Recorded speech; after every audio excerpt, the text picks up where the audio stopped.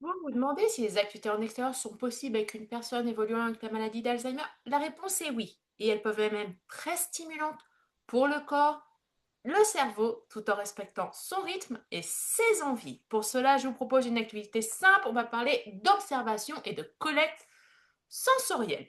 Alors, de quoi avez-vous besoin? D'un panier ou d'un petit sac pour la collecte? D'un carnet ou de feuilles avec un stylo pour dessiner ou noter les observations? C'est une option. D'une casquette, d'un chapeau, d'eau et de collation? Bien sûr, le chapeau et la casquette, c'est au cas où il y aurait trop de soleil. Bien sûr, un manteau, adapté toujours à la météo.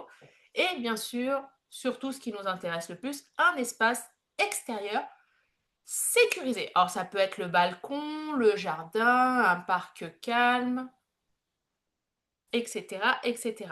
Tout dépend ce que vous avez autour de vous. Alors comment ça se passe? Tout d'abord, vous embarquez votre petit matériel avec vous et vous proposez une sortie du coup à votre proche ou à votre résident.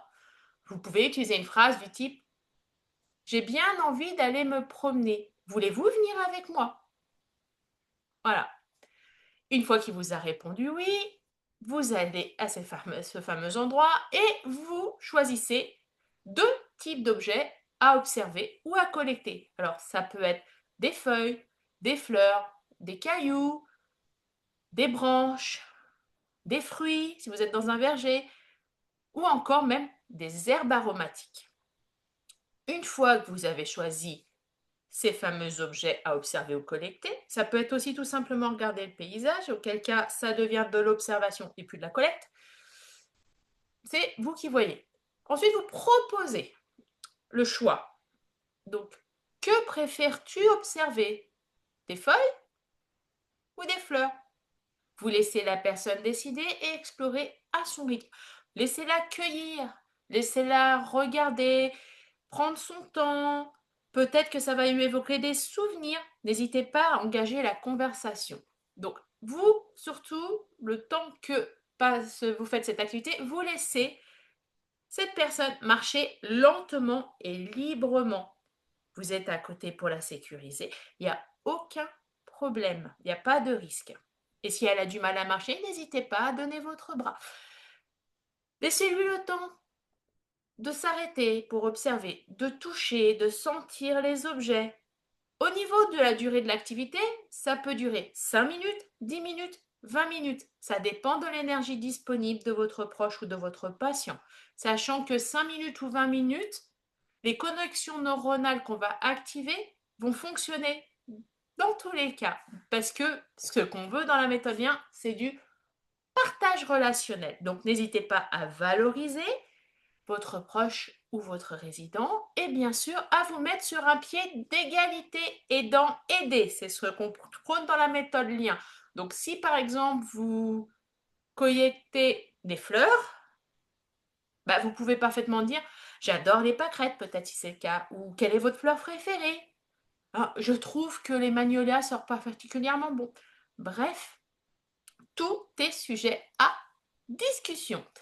À la fin, si vous avez fait une collecte, commentez ensemble ce que vous avez découvert. Par exemple, si vous avez collecté des feuilles, ça peut être une feuille, je ne sais pas, par exemple, une feuille de marronnier, une feuille d'orme. Est-ce qu'elles ont, elles ont pas la même forme, elles n'ont pas la même couleur? Qu'est-ce qu'on préfère, qu'est-ce que vous préférez? Est-ce qu'on peut s'en servir pour faire une décoration? Etc. Etc. Alors, qu'est-ce que ce type d'activité, du coup, stimule dans le cerveau? Eh bien, nous avons un petit circuit sensoriel totalement complet, puisque nous allons stimuler l'attention et la mémoire visuelle, puisqu'on va observer en détail des objets ou des paysages.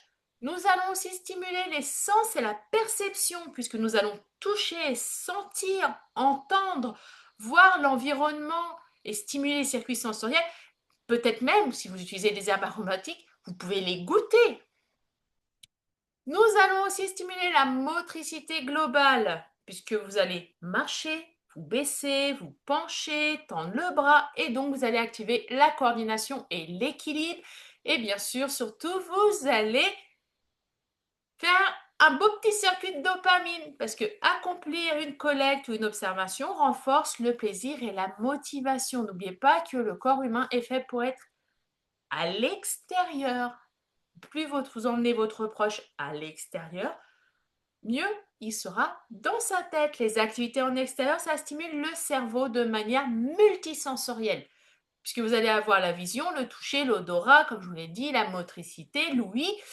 Et donc, si vous respectez son rythme, donc vous faites la durée de cette activité selon son envie à lui, je répète, pas selon votre envie à vous. Je sais que souvent on essaye d'allonger le temps parce qu'on veut plus de temps pour faire les choses qu'on a à faire nous, mais c'est pas comme ça que ça fonctionne. Et bien sûr, limitez toujours les choix à 2 choix puisque vous allez réduire la charge cognitive et donc faciliter la réussite.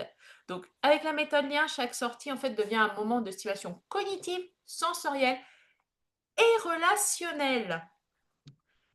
Donc, en conclusion, les activités en extérieur, c'est une formidable opportunité pour stimuler le corps et le cerveau en respectant le rythme de chacun.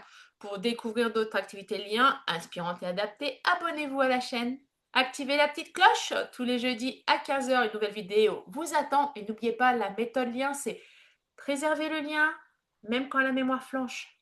À jeudi prochain.